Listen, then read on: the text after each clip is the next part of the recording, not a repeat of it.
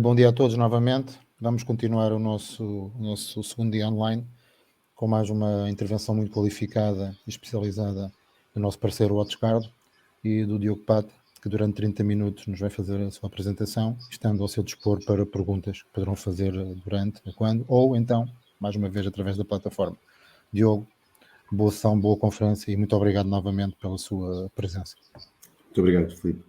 Ora, bom dia a todos. Antes de mais, Diogo Pata, Sales Engineer para a WatchGuard Technologies. O tema desta sessão será exatamente as aprendizagens a retirar daquele que foi provavelmente o maior ataque de ransomware do último quarter. A ideia é olharmos um pouco para, antes de mais, os factos que caracterizam este ataque. Ele ocorreu em julho, nomeadamente no dia 2 de julho, e teve como alvo, como vítima destes ataques, clientes de um RMM perfeitamente conhecido, a solução VS Admin da Kaseya. No fundo, afetou mais de 30 MSPs e os seus clientes. Estamos a falar em mais de 1.500 organizações.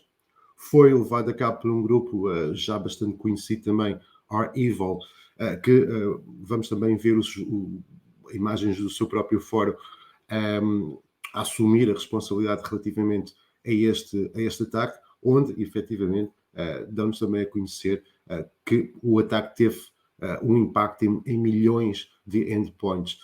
O valor do ransomware, neste caso, foi cerca de 70 milhões de dólares. Ficámos também, entretanto, já a saber que, na verdade, foram apenas possíveis obter 10 milhões desta verba, mas inicialmente a dimensão deste ataque estava destinado a obter cerca de 70 milhões de dólares. Em termos daquilo que foram os vetores de ataque e as técnicas utilizadas, estamos definitivamente perante um ataque que retirou ou que utilizou vulnerabilidades de dia zero exatamente no servidor VSA da solução on-premise deste RMM Kaseya. Temos também informação que meses antes, em abril, uma entidade que visa exatamente um instituto holandês para a descoberta de vulnerabilidades, reportou à própria Kaseya uma série de falhas existentes no seu interface de gestão e que deveriam, obviamente, ser corrigidas atempadamente e que, garantidamente também, algumas destas foram definitivamente utilizadas. Um malware que se dá início através da utilização daquilo que chamamos ferramentas living off the land, que na prática são ferramentas que já existem no próprio sistema operativo, portanto não estamos perante um ataque em que é descarregado, digamos assim, todas as ferramentas e utilitários necessários para levar esse ataque ao seu fim, ao seu objetivo, mas, ao contrário, foram utilizadas aqui ferramentas que já existiam no sistema operativo e que, por exemplo, soluções ou técnicas de defesa tradicionais têm muitíssimo maior dificuldade a identificar. Não existe, e quando falamos em ransomware, por vezes, existe aqui um duplo objetivo, o objetivo de facto de encriptar informação e de solicitar um resgate pela desencriptação dessa informação, mas muitas das vezes também um novo resgate simplesmente para não publicar essa informação resgatada publicamente. Ora, neste episódio em particular, apenas temos evidências de que realmente os endpoints foram encriptados, não havendo, no entanto, direito aqui ou a existência a um pedido de um segundo resgate pela publicação de informação recolhida. É facto de que a Kaseya viu-se obrigada a pedir aos seus clientes e aos seus MSPs que desligassem o seu VSA server on-premise. Eles têm também uma versão cloud, aparentemente não terá sido afetada, mas ainda assim, como medida de precaução, foi também solicitado a estes MSPs durante as primeiras 48 horas que desligassem exatamente também os serviços cloud forem efetivamente também desligados. Ora, como vos dizia, o grupo que foi responsável por este ataque chama-se R-Evil, um grupo russo e que de imediato no seu blog, que podemos encontrar facilmente através de uma pesquisa na Google, ainda que esteja na Dark Web, e mais uma vez, muita atenção quando fazemos este tipo de acesso à Dark Web. De facto, no dia 2 de julho foi reivindicado, digamos que, este ataque, nomeadamente também mais informação relativamente ao número de vítimas ou de alvos envolvidos neste ataque e o valor de resgate total que se pretendia com esta operação. Ora, em termos temporais, como disse-vos também, dia 2 de julho foi o primeiro dia em que efetivamente começámos a ter nas nossas soluções, nas nossas próprias soluções WatchGuard, telemetria que nos evidenciava exatamente a existência aqui de técnicas de um ataque, que viemos mais tarde identificar como este ataque feito à Kaseya. E a verdade é que, mais importante que a data e a hora em que efetivamente o ataque ocorreu, a verdade é que na primeira semana não houve capacidade por parte, neste caso da Kaseya, de conseguir fazer o necessário patching às suas soluções e trazer de novo, ou sugerir aos seus clientes finais, de facto, a voltarem a ligar os seus servidores de VSA. Verdade também que só agora no mês de setembro é que foi possível obter a master key de desencriptação e que permitiu, de facto, que todos estes clientes afetados pudessem recuperar a sua informação através de desencriptação, obviamente. Existem outros métodos, vamos falar também mais à frente como é que de alguma forma podemos prevenir ou pensar num plano de remediação se alguma vez formos alvo deste tipo de ataques. Mas a verdade é que e essa chave está também aqui envolvida em algum secretismo. Por um lado, a Kaseya diz que obteve essa chave mestra de desencriptação através de uma entidade terceira. Sugere-se que possa ter sido o FPI. R-Evil, mais uma vez no seu blog, já veio dizer que não, que foi simplesmente um erro por parte de um dos seus colaboradores, em que ao compilar uma chave singular de desencriptação para um cliente em particular, acabou por introduzir também a chave mestra de desencriptação para todo o seu ataque. Portanto, acima de tudo, dizer-vos que foram necessários vários meses, várias semanas, até que realmente a maior parte da informação que terá sido encriptada tenha sido totalmente recuperada. Ora, dizia-vos eu que desde logo do dia 2 de julho podemos, nas nossas soluções, validar este ataque. Reparem também que nesta imagem que podem ver, vemos que o processo que executa o ataque propriamente dito, ou que dá início a este ataque, é o Command Line, mais uma vez uma ferramenta living off the land, ou seja, não foi necessário aqui ao atacante descarregar qualquer tipo de ferramenta para começar a executar o seu ataque.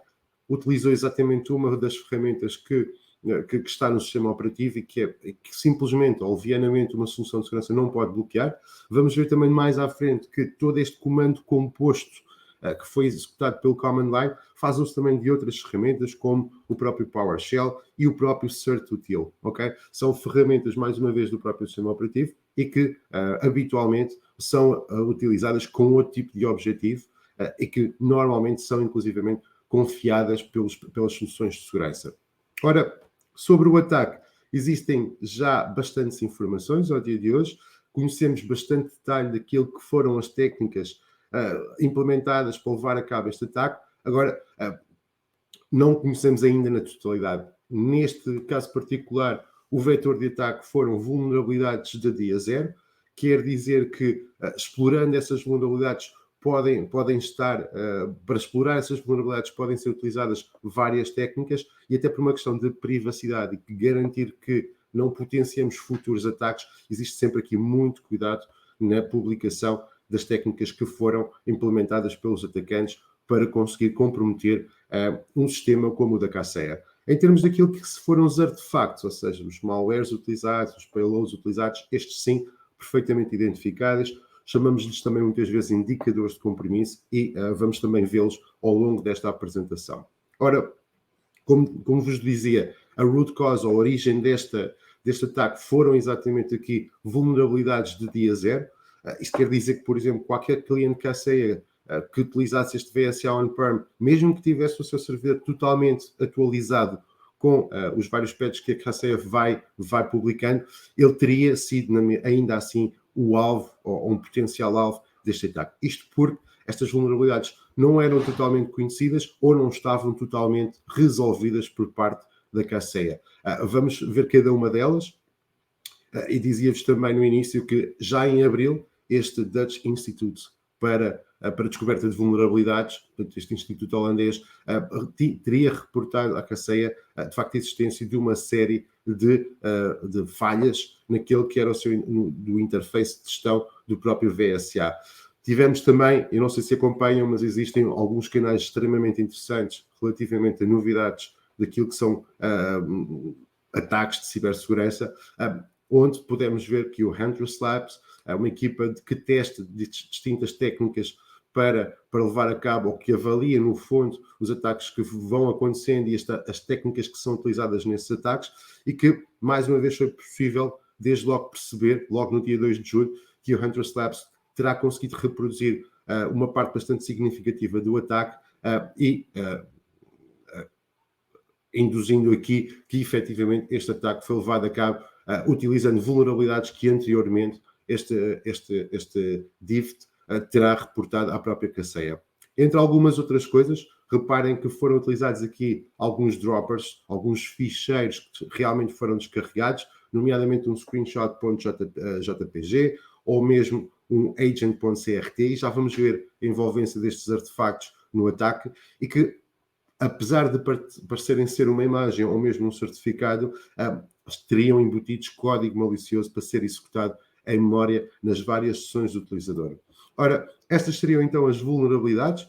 Conseguimos perceber que muitas delas terão sido resolvidas ao longo entre abril e julho pela própria Kaseya, mas existem ali algumas, como descarregar arbitrariamente ficheiros, acesso a credenciais que foram leaked, e mesmo bypass a soluções a técnicas de duplo fator de autenticação, bem como cross-site scripting, foram vulnerabilidades que não estavam ainda resolvidas à data de 2 de julho e que provavelmente terão sido algumas destas as utilizadas pelos atacantes. Ora, olhando para o ataque em si, ele começa realmente aqui pela execução de uma linha de command line. Reparem que tem imensas instruções, nós não iremos avaliar cada uma delas, mas iremos avaliar aqui praticamente todas, e uma das primeiras coisas que conseguimos perceber é que o objetivo seria sempre comprometer o servidor VSA e fazer com que o ataque em si utilizasse o próprio agente Kaseya distribuído por todos os seus clientes como um veículo de infecção para cada um desses endpoints, com o objetivo final de encriptar informação. Portanto, no lado de logging, da parte do agente de VSA, do Kaseya VSA, o que iríamos ver era uma execução de patching de um novo hotfix disponível para instalação em cada um desses clientes. A primeira instrução é curiosa. Este foi, sem dúvida, um ataque concertado. Reparem, estamos a falar de milhares de endpoints, e a primeira execução era exatamente um delay, ou seja, um atrasar do ataque para que ele ocorresse, o processo de encriptação ocorresse todo ao mesmo tempo em todas as máquinas-alvo. E, portanto, o valor que nós vamos ver ali, neste caso, neste print screen, nós vemos ali -N 538, 5388. Ora, isto quer dizer apenas que, realmente, neste caso em particular, neste endpoint, foi necessário atrasar o ataque ou a execução desta linha de comando em 5388 segundos. Isto tudo para consertar que o ataque fosse feito ao mesmo tempo, por um lado, em todos os endpoints, fazendo deste um ataque claramente de dia zero, e ao mesmo tempo também fazer aqui a utilização de algum tipo de técnica de invasão perante soluções de segurança que fazem uma análise rápida e pouco esperam ou estão à espera de que, de facto, seja disputada a ação maliciosa após, ou de imediato, após a execução do código. Ora, neste caso em particular, tal não acontecia. Em muitas das máquinas houve aqui realmente um bastante atraso ou um atrasar de execução, exatamente para consertar um ataque único em todos os endpoints-alvo. A segunda instrução prende-se exatamente, não será apenas uma, existem várias instruções de PowerShell que são direcionadas a desativar uma série de proteções que tipicamente vemos em soluções de segurança, nomeadamente proteções de rede, scanning de scripting, de controle de comunicação com serviços cloud, e que, no fundo, mais uma técnica de invasão no sentido de desabilitar proteções ao nível do endpoint-alvo, de forma a podermos, de uma maneira mais garantida, executar o código malicioso. O terceiro passo foi exatamente copiar e, utilizando mais uma vez uma ferramenta living off the land, o certutil. Muitas vezes é uma ferramenta que existe no sistema operativo que utilizamos para registrar certificados, etc., mas que permite fazer muitíssimo mais do que isto. Permite, por exemplo, copiar ficheiros de um sítio para outro, permite fazer parsing de endereços de URL e que, portanto, Neste caso em particular foi utilizado para copiar uma versão deste próprio cert-util para uma outra localização dentro do sistema operativo, designado cert.exe. Aqui a ideia era executar o cert-util de uma outra localização, mas para isto foi necessário, ou aqui o atacante, a técnica foi alterar este cert-util. Existem algumas soluções de segurança que validam se determinada ferramenta está a ser executada do seu path habitual, ou seja, da sua localização no diretório habitual, e que, no fundo, foi alterado este cert.exe, copiado, ou sendo uma versão do original cert-util, foi adicionada mais informação, no fundo, mais uma técnica de evasão, fazendo com que as soluções de segurança não conseguissem identificar esta versão cert.exe como o cert-util a ser executado de uma outra localização que não o System 32. Ora, uma vez feita esta cópia e esta alteração do próprio cert.exe, foi utilizado exatamente para descodificar aqui um dropper, um dos objetos descarregados, agent.crt, ou, no caso, enviado no próprio hotfix do agente da Kaseya, e que deu origem a um novo processo, em que existe aqui uma variável e tipicamente, dependendo da instalação deste software Kaseya VSA, o seu path de instalação ele pode variar, mas fosse ele qual fosse, esta variável agent work here acaba por copiar o caminho correto, fazendo com que este cert.exe fizesse a descodificação de um novo programa executável agent.exe exatamente para a diretoria onde está instalado o agente ou o software de gestão da Kaseya. Ora, o último passo foi eliminar todas estas evidências feitas no passo 4 e no passo 5 e a execução do próprio agente em si. Ora, mais uma vez, dentro daquilo que são as nossas ferramentas da WatchGuard, ao nível de endpoint, tivemos exatamente visibilidade de tudo isto. Conseguimos perceber exatamente quando é que ocorreram estas execuções. Reparem que o command line em si é um processo legítimo, ele foi executado, mas temos a capacidade de monitorizar, digamos que o contexto destas execuções. Apesar de serem processos legítimos, temos a capacidade de avaliar o contexto dessa execução e de avaliar se esse contexto, ele sim, se é de facto benigno ou se é malicioso e deveria ser bloqueado. E é nesta fase que o ataque, sem dúvida, de forma contextual, poderia também ter sido bloqueado utilizando este tipo de soluções de Endpoint Detection and Response. Ora, olhando para aquilo que foi a execução do próprio agente, são envolvidos aqui dois novos artefactos, nomeadamente uma livraria que historicamente é utilizada por este gangue, por este grupo de cibercriminosos REvil, e que é, na realidade, a livraria de encriptação de todo este ransomware. É utilizado também um outro programa executável, que na verdade, este MSMP-ENG, é na verdade uma versão antiga, mas legítima, de Microsoft Defender, e foi utilizada aqui uma técnica de DLL hijacking, que na prática é fazer com que este processo legítimo, e é típico que os processos utilizem aqui várias livrarias públicas, livrarias privadas, livrarias partilhadas. É normal que um processo utilize várias livrarias, e neste caso em particular foi utilizado este processo de Microsoft Defender para executar uma livraria de encriptação e proceder exatamente aqui à encriptação de dados. O que acontece aqui é, mais uma vez, uma técnica de evasão, ou seja, muitas das soluções de segurança acabam por validar se o processo inicial é legítimo, se tem o seu certificado digital. Aqui teríamos com certeza um certificado da própria Microsoft, e muitas das vezes não vão a um segundo nível de análise, olhando exatamente para o contexto de execução, que outros objetos estão a ser chamados por este processo e que, de facto, permitiram, neste caso, executar uma encriptação de dados no próprio sistema. Portanto, o resto é o que imaginam, é na prática as instruções para que os utilizadores pudessem pagar de forma a descarregar o Tor, o browser Tor, e de seguida aceder ao destino para efetuar o pagamento e obter a chave de desencriptação.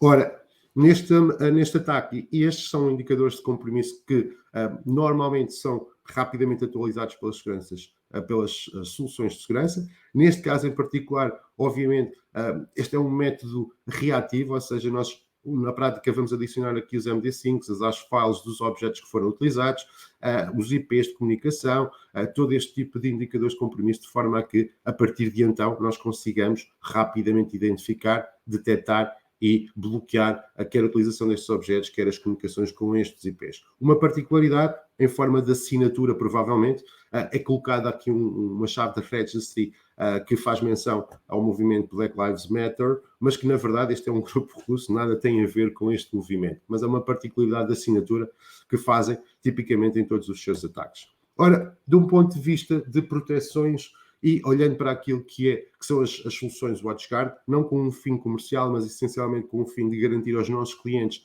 que teriam estado protegidos neste ataque, nós temos de facto aqui várias proteções que neste caso em particular teriam tido a capacidade de bloquear o ataque. Olhando para aquilo que são soluções de rede, nomeadamente as nossas UTMs Firebox, nós temos aqui várias camadas de proteção. Ao nível daquilo que é anti-malware, temos o APT Blocker, que no fundo é uma solução de sandbox que teria detectado este agent.exe imediatamente. Reparem que aqui o que estou a dizer é que, mais que não seja na fase de utilização de um objeto, teríamos conseguido parar o ataque. Não quer dizer que o nosso objetivo não seja parar o quanto antes este ataque, nomeadamente nas fases mais iniciais de um ataque. Teríamos também conseguido identificar através de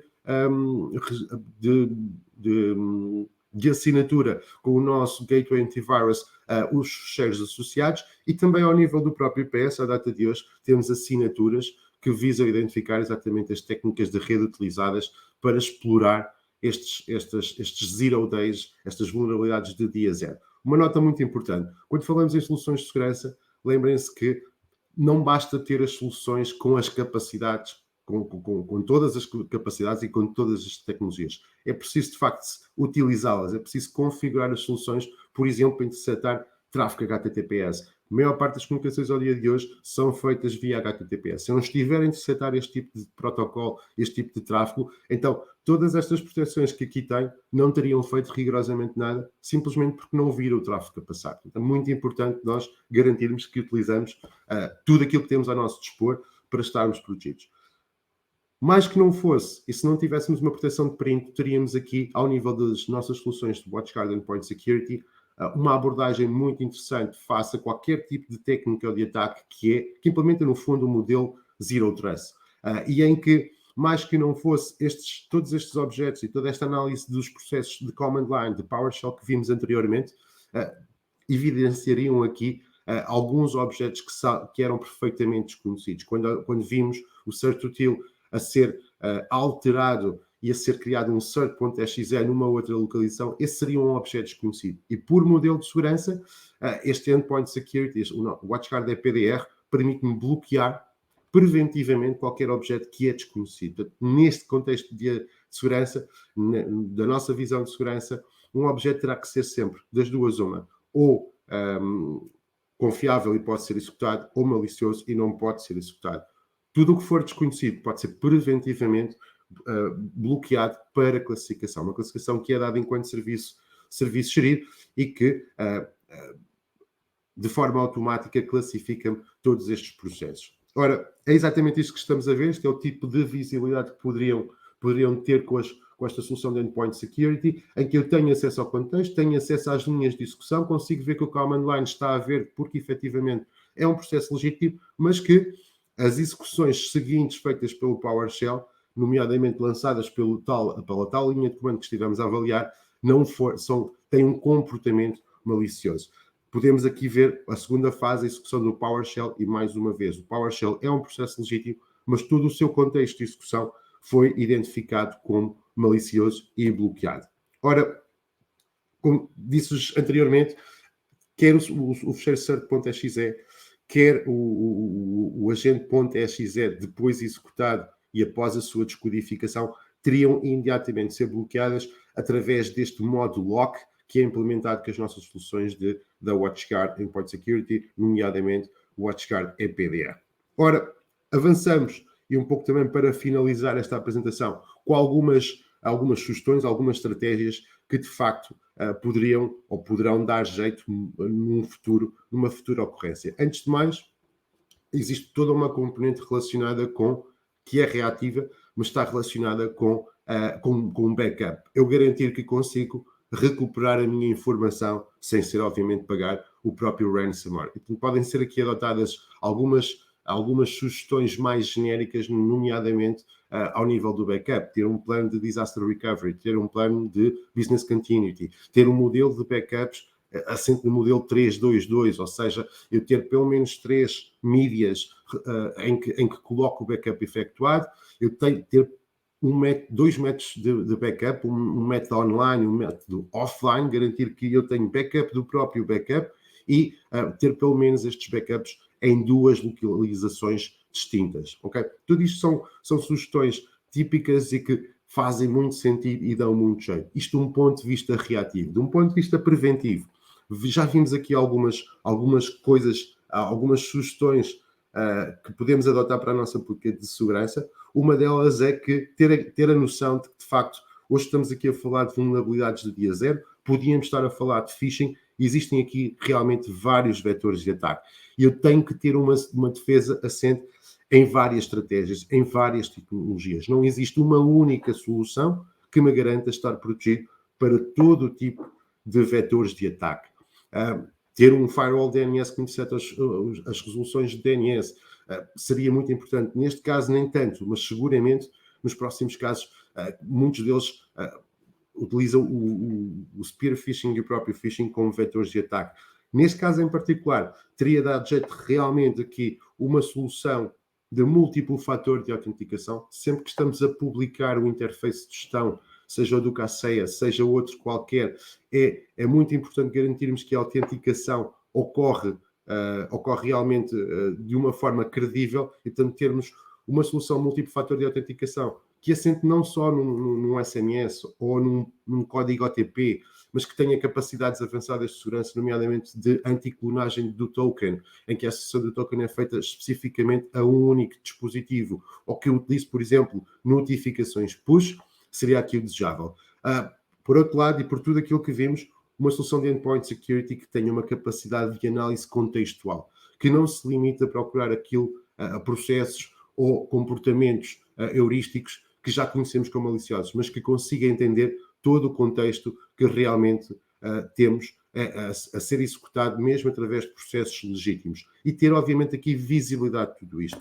É muito importante, cada vez mais, deixarmos um pouco o paradigma anterior, em que simplesmente uma determinada operação ou determinado tráfego, por ser interno, é seguro. Não podemos mais, mesmo o próprio perímetro já não tem o mesmo tipo de características, cada vez mais temos utilizadores fora do próprio perímetro e cada vez mais temos também utilizadores a serem comprometidos, mesmo os internos. Portanto, é extremamente importante que nós, primeiro que tudo, validemos que utilizadores temos, que dispositivos temos, se os utilizadores são realmente quem são, e lá está, a solução de múltiplo fator de autenticação extremamente importante, e só depois então permitamos ou confiemos nesse tipo de tráfego e nesse tipo de elementos. No fundo, esta seria uma boa política de segurança a adotar, baseada em várias soluções dispostas por distintos layers, utilizando várias tecnologias e adotando cada vez mais aqui uma postura de confiança zero. Tenho uma pergunta, ok? A pergunta é exatamente, estes ataques não acontecem noutros sistemas operativos para além de Microsoft Windows? Estes ataques acontecem e, infelizmente, vulnerabilidades existem em todo o tipo de software, independentemente do sistema operativo, independentemente do próprio software. Se quiserem, eu dou-vos uma estatística. 80% dos ataques é direcionado a software que não é Microsoft. E, portanto, nem sequer estamos só a falar de sistemas operativos. Estamos a falar de qualquer tipo de aplicação. Browsers, Javas, todo o tipo de aplicação que nós utilizamos dentro de um sistema operativo, independentemente da plataforma, Microsoft, Mac, Linux, plataformas mobile, Android, iOS, todos eles têm aplicações. Estas aplicações têm um interface publicado para a web e, portanto, acabam por ter aqui vulnerabilidades que podem ser exploradas. Mais dia, menos dia, haverão de as ter. Todo o software, de facto, acaba por ter vulnerabilidades e daí que nós tenhamos constantemente de o estar a atualizar. Com isto, termino com a ideia global. A ideia global é, mais uma vez, não nos podemos fiar apenas num layer de proteção, numa única solução, simplesmente porque não existe uma única proteção que me garanta defesa para todo o tipo de verticais de ataque. Muito obrigado, espero que tenham gostado. Se tiverem mais questões, aproveitem. Obrigado, Diogo Pata. Julgo que neste momento respondeu à pergunta do José Leite, mas de qualquer forma, quer através do seu contacto, quer através do contacto da WatchGuard, poderão ao longo do evento continuar e depois, obviamente, continuar a colocar as questões que entenderem úteis e pertinentes. Do nosso lado, agradecemos novamente a sua presença em particular e, obviamente, o apoio e, digamos, a participação da WatchGuard. E vocês vão ter uma nova sessão amanhã. Entretanto, vamos continuar o nosso programa para a próxima sessão, que terá lugar dentro de 15 minutos. Muito obrigado a todos. Diogo Pata, bom dia para si e bom trabalho. Obrigado.